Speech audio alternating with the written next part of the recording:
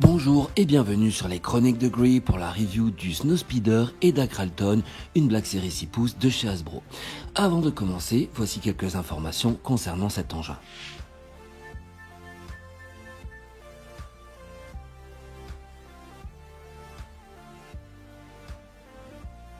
Commençons tout d'abord par la découverte de cette boîte gigantesque vu la taille du vaisseau. En haut à gauche, Star Wars The Black Series, ainsi qu'une belle illustration du Snowspeeder. En bas à droite, d'Akralter, la figurine qui est évidemment offerte avec ce vaisseau. Sur la tranche, vous n'avez pas de numéro. Et au verso, pour illustrer le tout, encore de belles photos du pilote, du vaisseau et un court texte explicatif que l'on va lire ensemble. Sur Hoth, l'Alliance Rebelle a transformé les Airspeeders T-47 en Snowspeeders. Ces derniers étaient conçus pour accueillir un pilote et un canonnier arrière assis dos à dos. Et sur l'autre côté de la boîte, une grosse illustration de d'Akralter. Je pense que vous êtes comme moi, on a vraiment hâte d'ouvrir cette boîte pour découvrir enfin ce Snowspeeder à taille 6 pouces. Alors, vous me pardonnerez, j'ai voulu faire ça devant la caméra. Le carton est énorme et c'est vraiment pas évident pour filmer. Mais ce que je suis en train de découvrir, c'est... Oh là là. Allez, voilà. Eh bien... Waouh. Les amis, c'est un monstre. Waouh. Alors, regardez par rapport à la taille de ma main. C'est gigantesque. Alors, il me tarde vite d'enlever les cartons, mais ça, je vais le faire hors caméra. Allez, à tout de suite. Une fois déballé, voilà ce que renferme le carton, un bout de réacteur, un panneau, sans oublier les deux canons, et d'Akralter, la figurine et ses accessoires. C'est d'ailleurs par la figurine que nous allons commencer, car personnellement, ce qui m'intéresse ici, c'est le vaisseau, donc je le garde pour la fin. Voici d'Akralter dans sa tenue de pilote, une jolie Black Series, la tenue que l'on connaît bien, celle de Luke Skywalker. Non, il y a des différences, donc ce que je vais faire, c'est une vidéo comparative lorsque je vais recevoir mon Luke pilote, d'ailleurs le jour de mon anniversaire. Ici, la chestbox est bien sculptée, de laquelle part un tuyau, donc beaucoup de petits détails, une jolie mise en couleur. En tout cas, c'est assez propre sur la presque totalité de cette figurine. On va passer. Alors, les sangles qui sortent donc de sous la veste et qui entourent les jambes du pilote sont faites dans un plastique souple, mais est-ce que l'on peut les enlever ou est-ce qu'on peut enlever la ceinture? Non, voilà, vous pouvez les bouger, mais rien n'est amovible, notamment ni la ceinture, ni la chestbox, évidemment. La combinaison orange, propre encore une fois, mais bon, ça c'est pas difficile. Quant aux bottes, belle sculpture et mise en couleur, bon, je n'ai plus aucun souvenir ni des bottes ni des gants de Dak, mais j'espère qu'ils se sont bien inspirés. Donc dans l'ensemble, une figurine simple mais assez bien réalisée, pas mal de détails, en tout cas moi j'aime beaucoup. Le visage en plus gros plan, donc il porte cette cagoule que l'on met avant le casque de pilote. Le visage, quant à lui, je ne pense pas que la ressemblance avec Dak est flagrante. Dites-moi ce que vous en pensez. Bon, les traits sont fins, y a quand même pas mal de brillance. Allez, c'est pas trop ça, mais je pense qu'avec le casque, ça va le faire. Niveau articulation, la tête pivote carrément à 360 degrés, quasiment pas de mouvement vers l'avant ni vers l'arrière. Au niveau des épaules, les bras pivotent à 360 degrés, un joint simple au niveau du coude et les mains ont des mouvements, on va dire, basiques, très basiques. Le joint central permet de très légères torsions gauche-droite, quasiment aucun mouvement latéraux, peu de crunch vers l'avant, peu de crunch vers l'arrière, les jambes, alors en faisant coulisser les sangles vers le haut, alors les jambes ok vers l'avant, un joint, carrément, un joint simple au niveau du genou, au niveau des Ok, au niveau des cuisses, ça tourne et le pied vers le bas, vers le haut, vers la gauche et vers la droite. Bon, c'est assez, on va dire, simple. Le premier accessoire qui est fourni avec cette figurine, c'est le harpon magnétique. En tout cas, je pense que c'est le harpon qui permet notamment à Luke de s'accrocher sous le ventre de le AT-AT. Dites-moi ce que vous en pensez dans les commentaires. Viennent ensuite les grenades, donc un tout petit accessoire, les mêmes types de grenades dont Luke se sert pour faire exploser le ventre de l'AT-AT, noir avec quelques reflets et une touche de couleur cuivre au bout, et elles tiennent parfaitement dans la main de la Black Series. Je trouve que ça fait son effet. Le casque de Dak est un petit accessoire sympa, on va dire moulé dans la masse. La visière est translucide, ça c'est assez sympa. Par contre, rien ne coulisse. Alors, la sangle qui se place sous le menton, simplement parce qu'elle est en plastique souple, mais voilà, c'est tout. Il est sympa, il est très propre. Alors, certains ont aimé, d'autres moins, j'imagine. Vous aurez peut-être envie de marques de bataille et d'usure. Pourquoi pas le customiser. Perso, je trouve que, ce côté propre, ça le fait. Par contre, il s'adapte parfaitement à la tête de la Black Series. Il suffit simplement de l'ajuster, donc cette fameuse sangle sous le menton. On voit en translucidité les yeux et le haut du visage. Donc voilà, c'est en tout cas, je pense que dans le cockpit de ce Snowspeeder, ça va rendre vraiment bien. Personnellement, je trouve que cette Black Series est assez sympa, malgré quelques petits détails qui pourraient en freiner ou en rebuter d'autres. Ça va faire un pilote de plus dans les squats. Évidemment, j'ai hâte de le placer dans le cockpit, à la place arrière, donc canonnier, en attendant l'arrivée de Luke Skywalker très rapidement. Allez, il est temps maintenant de découvrir le vaisseau. Oh mon Dieu. Regardez l'engin. Il est lourd, à bout de bras. Regardez encore une fois la taille de mes mains. Il est lourd, il est gros, il est assez imposant. Vous voyez un panneau qui a été enlevé, donc on voit les détails que je trouve vraiment bien fait, bien réalisé, une belle petite mise en couleur. Ça peut vous servir pour des dioramas, et donc il est fourni avec le fameux panneau qu'on a découvert tout à l'heure. Hyper facile à clipser, voilà. Tout disparaît, et maintenant il suffit donc d'enchasser la turbine, donc le bout de turbine qui est fourni avec. Alors je ne sais pas, peut-être qu'il y a voilà, j'essaye. Waouh. Bon, alors dans un sens c'est pas mal parce qu'il faut vraiment forcer. Est-ce que je l'ai bien mis? Oui. Non, je l'ai pas bien mis du tout. Il faut vraiment forcer, donc vous êtes sûr que ça ne bougera pas. Ça a été vraiment bien pensé. Non, vraiment, il faut vraiment appuyer. Hein. Alors, attendez, excusez-moi. Mais surtout, à bout de bras, c'est pas évident. Donc, je vais... Voilà. Donc, regardez quand même la qualité du détail. Personnellement, moi, j'adore. Tout simplement, je trouve ça fantastique. Il y a énormément de petits détails. Alors... Avant de voir ça, je vais fixer les canons.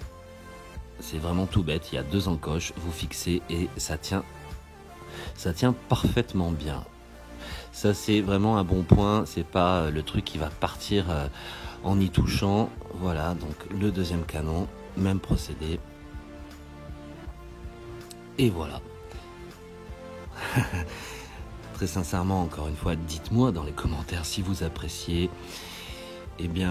J'espère que ce n'est que le deuxième vaisseau d'une collection de gros engins.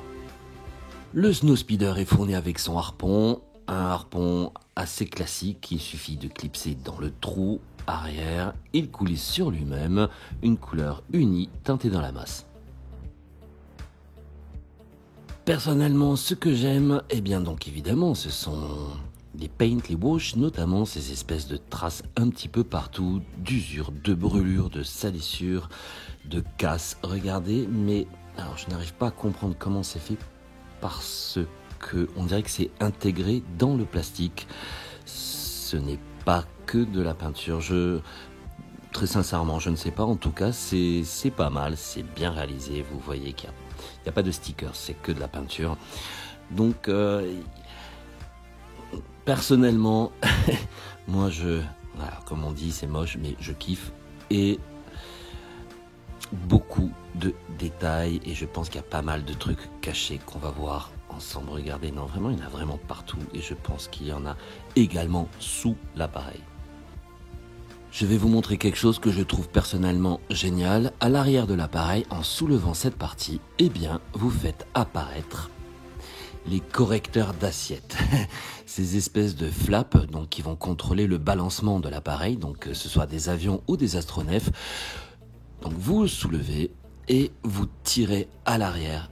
Et je trouve que ça apporte énormément au design de ce Snowspeeder. Regardez, c'est vraiment bien pensé, le mécanisme est caché. Je trouve ça superbe. Pour fermer, évidemment, il suffit simplement donc d'appuyer, rabattre et d'appuyer. Voilà, comme vous le voyez, ça tient super bien. C'est vraiment qualitatif. Regardons maintenant sous le Snowspeeder. Donc, allez, donc comme je le disais, des marques d'usure, de brûlure, de salissure. Et c'est ce que je cherchais, le train d'atterrissage. Alors, vous avez donc une petite trappe. Je vous conseille d'avoir des ongles. Donc, j'ai réussi à ouvrir la trappe. Mais là, je n'y arrive pas. Sincèrement, je n'y arrive pas. Ce qui prouve que c'est, je dirais, bien calé. Ça ne bouge pas. Voilà, j'arrive à tirer. Et vous avez donc le train central d'atterrissage. Pour les trains latéraux, eh bien encore le même système. Vous avez deux trappes. Voilà, encore une fois, il vous faut un ongle. Donc les trains d'atterrissage, si je peux me permettre, sont accrochés à la trappe.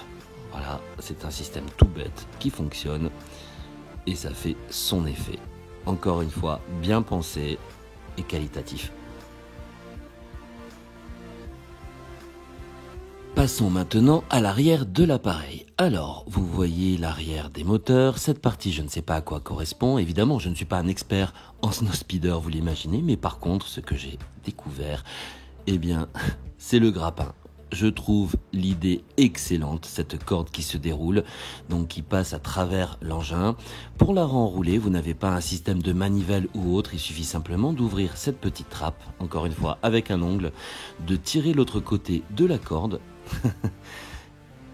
Et voilà, et ensuite, essayez tant bien que mal de remettre le tout dans le compartiment. En tout cas, vous êtes sûr et certain de ne pas avoir un système qui va se bloquer avec une manivelle, etc. C'est tout simple. Et ça marche parfaitement, ça se clipse et ça ne bouge plus. Il est temps maintenant de découvrir l'intérieur du cockpit. Encore une fois, regardez la taille de la cabine par rapport à ma main. c'est juste waouh waouh waouh. Donc vous voyez le double siège dos à dos avec des ceintures de sécurité que vous pouvez bien évidemment enlever. Donc ça se dégrafe afin de pouvoir insérer les figurines. Au niveau donc du panneau avant, vous avez, ne me demandez pas de le décrire, je ne sais pas, mais vous avez des ordinateurs à gauche, le joystick, la manette avec son bouton rouge, énormément de détails même sur le sol, c'est absolument incroyable. Et vous voyez donc les grenades que j'ai réussi à intégrer dans un tout petit trou prévu à cet effet. Je trouve encore une fois l'idée excellente, ainsi que le grappin. Donc le poste arrière, le poste du canonnier avec un ordinateur différent, et vous voyez qu'il n'y a absolument aucun stickers. Les détails sont évidemment présents, je trouve ça encore une fois superbe, c'est mon avis. De l'autre côté, encore une fois, des mini-grenades. Voilà, c'est tout est super bien pensé. Je trouve que c'est très qualitatif. Étant donné que je n'ai pas Luke sous la main, eh bien je vais placer Dak à la place du pilote pour que l'on ait une petite idée de à quoi ça rend avec une figurine. Alors, j'essaye de le positionner. Voilà. Et maintenant, je vais attacher la ceinture dans les clips. Alors, je me suis énervé, j'ai coupé et j'ai décidé de faire ça hors caméra. Vous voyez donc maintenant Dak assis à la place du pilote avec sa ceinture attachée. Je trouve que personnellement, le rendu est juste génial. Vous pouvez évidemment ajuster à votre convenance. Il peut attraper les panneaux de contrôle et le joystick. Et lorsque vous fermez donc le cockpit, vous voyez qu'il n'est pas transparent à 100%. On a donc cet effet de buée, de givre, de glace. Et je trouve encore une fois que c'est un détail bien pensé. Il est bien évidemment inutile de me demander si ce snowspeeder et le pilote sont des must-have ou pas, car vous connaissez ma réponse. Ici, Hasbro nous propose un produit fini, bien travaillé, bien pensé, bourré de détails, et je trouve que c'est une grosse réussite. Si d'ailleurs vous avez apprécié le TIE Fighter et son pilote en version 6 pouces, eh bien vous adorerez cet engin. Très sincèrement, pour la taille et à ce prix-là, un conseil: si vous le pouvez, foncez. Si vous êtes fan des Black Series, si vous êtes collectionneur, vous allez vraiment adorer et ce sera un ajout majeur dans toutes vos collections.